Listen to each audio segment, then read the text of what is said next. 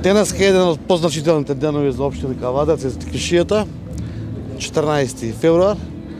Свети Трифон, нашиот заштитник на лозарството, на Тиквишијата, нашата винова лоза, на нашето грозје кој ще да го произведеме, традиционално, како и секоја година и оваа година, во чест на лозарството, заедно со голем број на амбасадори, со голем број на гости, заедно со председателот на ВМРО-ДПР, господин Христијан Мицкоски, ја закроивме виновата лоза со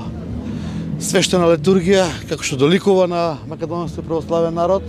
и очекувајќи и надевајќи се и молејќи се за подобар род, здраво грозје со подобра шеќерност и квалитетно вино. Општина Кавадарци е горда на традицијата, општина Кавадарци е горда на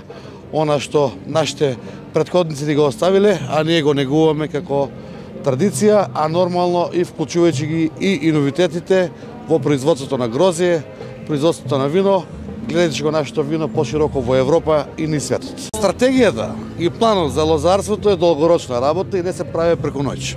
Лозарството е долгогодишна култура која што засадува за 30 години, така да секој садење на лозова прачка или грозје треба да има план, меѓутоа без власт и без Министерство за земјоделие, тој план е тешко осврлив. Во моментот вие сами сте сведоци дека во општина Кавадарци, најголемата општина во Тиквишијата, од централната власт немавме присутни представници на самиот чин на закројување, ниту од Министерство за земјоделие. Тоа е, мислам дека нивен пропуст, не е наш пропуст, сите беа уредно поканети, а во делот на она што општината го прави.